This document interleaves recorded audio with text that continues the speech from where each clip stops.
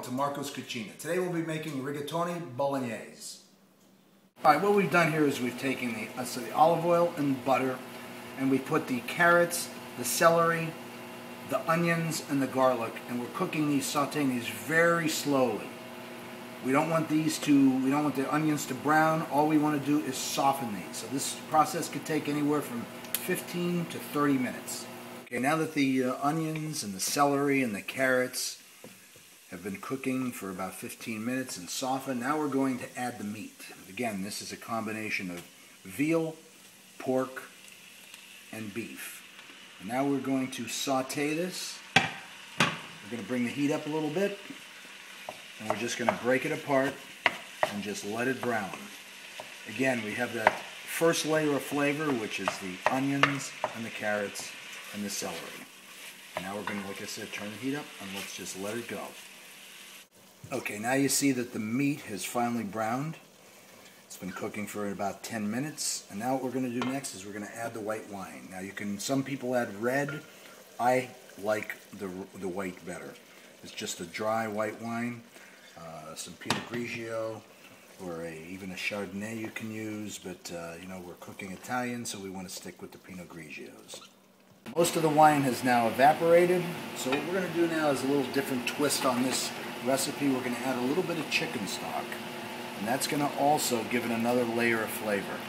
Now the chicken stock has been infused into this dish, so if you notice, we have not added any salt yet, because it's just going to bring out more moisture. So what we're going to do now is we're going to add some fresh cracked pepper. We can be liberal with this. And we're going to add some salt. We've added the salt and pepper, and the liquid is starting to evaporate out. Now it's time to add the tomatoes. Now this is where, if some people want to add tomato, a lot of people do the traditional more ragu type bolognese are going to add a paste. But I'm going to use the San Marzano tomatoes, and these are just crushed by hand. We're going to add these to the meat. And again, we're going to let it come to a boil. And that's the next layer of flavor. All right, now all the ingredients have been together and working their way into each other, and just developing more and more layers of flavor. The next thing we're going to do is we're going to add a little bit, some people put milk in it. We're going to add a little cream, half and half actually. This is going to, it's going to thicken it, it's going to enrich it, it's also going to tenderize the meat. So we're going to kind of work that in. It's going to give it a little bit of a pinker look. And now here's another twist that I put on this that a lot of people don't, but I think it's a great layer of flavor, is we're going to add a little bit of oregano to it. So this is not a lot, just a little bit, just a pinch, and we're going to just blend this flavor in as well.